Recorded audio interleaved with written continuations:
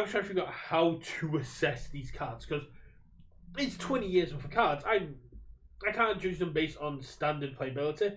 I don't have the knowledge to assess them based on were they playable at the time, and I don't have the retro knowledge to go these are retro playable. So I'm just going to go off my vibes, seeing them on face. If I think they're cool, if I think they have interesting abilities, off the art, essentially it's just going to be would I play it based on what it says on face.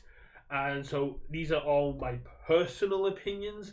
I don't know the history of the game, and I'm sure that I'm going to make a lot of bad takes on here, but that's what I do. Let's move on to Soul Calibur High Caliber. Commit. Add one asset from your staging area to your momentum face up. Your opponent discards X momentum. X equals the difficulty of the asset. That's interesting. Commit, discard one face up in your momentum. For the rest of your turn, each player may only play one enhance per attack. But that's only in your turn because it's a form. That feels weird. That's super limiting. The first ability I found interesting. The second ability does play off the first, but they're both commit abilities. And that's an F for me, dog. Cassandra 5. 720 health. Commit one foundation. Choose any number. Choose a number. Reveal one random face down card in your opponent's momentum. If the revealed card difficulty of control matches the chosen number, this attack gets plus X speed. X equals the chosen number. That's fair.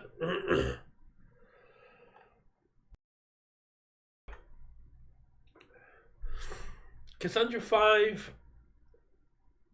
Commit one foundation for essentially free speed is pretty cool, but there is still a chance you'll fail, especially give it put it into C because commit one foundation for free speed is pretty decent, but it'd be good if you could also do it the other way as well. Cassandra 4 reveal top. So that burns the momentum. Fair. Cassandra 4. Reveal top card in your deck. Your attack gets plus X speed. X equals the revealed card's block modifier. You also get to check with your next check survey, which is powerful. After your opponent attempts to block your attack, reveal top card of your deck. If the revealed card's control is higher than the block modifier of the block, draw it. Interesting. So you're punishing your opponent for playing strong blocks. And if you have a free check on top of your deck, then if you have a free check on top of your deck and it's another attack, your opponent's incentivized to use a bad block to stop you from drawing it. If they use a 1, they're just essentially letting you draw.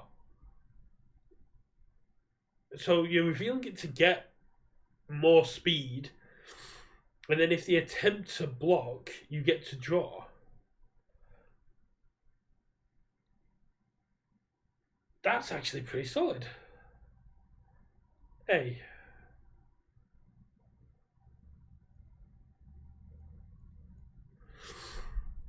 Astaroth. I'm sure Mike's going to have things to say about you putting that in A. Astaroth commit. Your attack gets plus X damage. X equals the block modifier of the preceding attack in the card pool.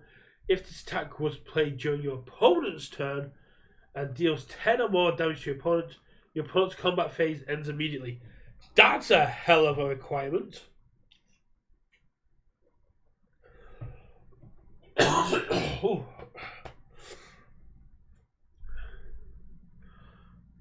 So you X damage, X equals the block modifier of the card preceding it. And if it's played during your opponent's turn, so if it's a reversal, and you can get to 10, and you can get to deal 10 damage. You end your opponent's turn. It's a bit clunky, but the ability to end my opponent's turn on a whim deserves a little bit of respect. It's a D.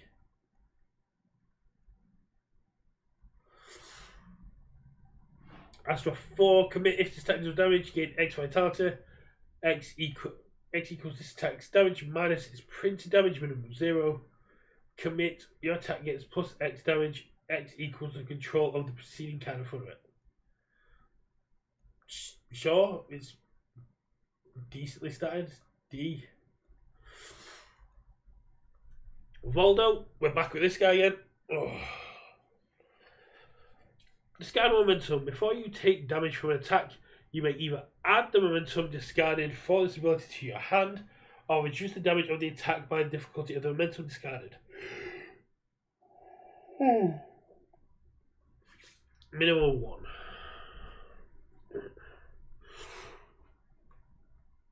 So I can DR, or I can add an attack back to my hand, and it doesn't say unblocked attack. So if you take it half damage or 4 damage, you are 625, which is fairly dangerous. C. Valdo, so much tech, 629. After your opponent adds cards to their hand during the combat phase, you may either draw X or have your opponent discard the top X cards of the deck. X equals the number of cards added to your opponent's hand. Commit, if your opponent has more cards in their hand than you do, add all cards from your momentum to your hand until both players have the same number of cards in hand. Okay, so if your opponent tries to use combat phase mulligans, wants to draw a butt to the cards, because it doesn't say non-character, you just get to draw your momentum up, which is cool. As a response, I can make them discard as many cards as they drew, which is cool. Okay. Oh, that. It's like a cheeky Nezu. B. Xiong Mina. Discard 1 card after either player plays. After either player plays a card or ability, remove 1 card in that player's discard pile from the game. Discard X momentum. Commit X foundations once per turn. Draw X cards. Interesting. Very, very niche. This is a very niche ability for her to be like trying to do for this mill strategy. With the removal, you have to discard cards in order to remove cards from that opponent's from your opponent, and then you use your momentum to commit your opponent down. You don't have to. You actually don't have to commit her to use this ability, which is actually fairly strong. B. Ivy, 625. Commit, add 1 random face down card from your momentum to your card pool face down. This attack is not cleared during the end phase. While this card is in your card pool, all control values get plus X. All vitality gains are increased by X. Then X equals the card's printed control or difficulty. Okay. Interesting.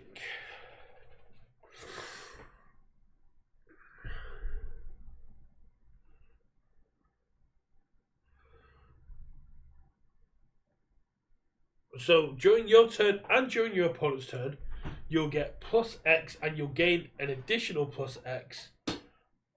Oh. And the stronger the card is, the more you get. But you are 25 health, but if you can put some life gain in there, that could be fairly solid. C.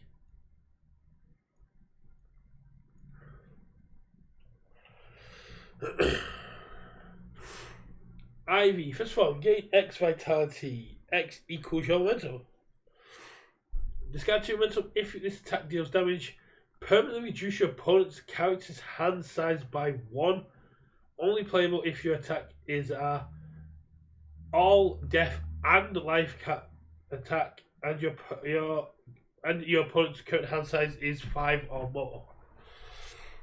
So reducing your opponent's hand size, very cool. You have to discard 2 momentum to do it. You're showcasing to your opponent you need to block this and make sure it doesn't do any damage.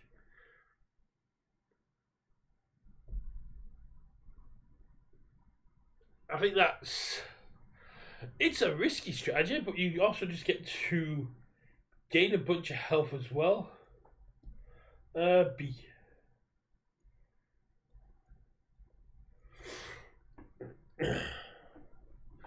Cervantes, Swiss form. Add 1 ready foundation from your stage to your momentum. If you do, you may add 1 of your opponent's foundations to their momentum. No. I mean, I'm going down a resource. They're going down a resource. It's fair, but at the same time, my entire character does that. I'm sure their character does a lot more.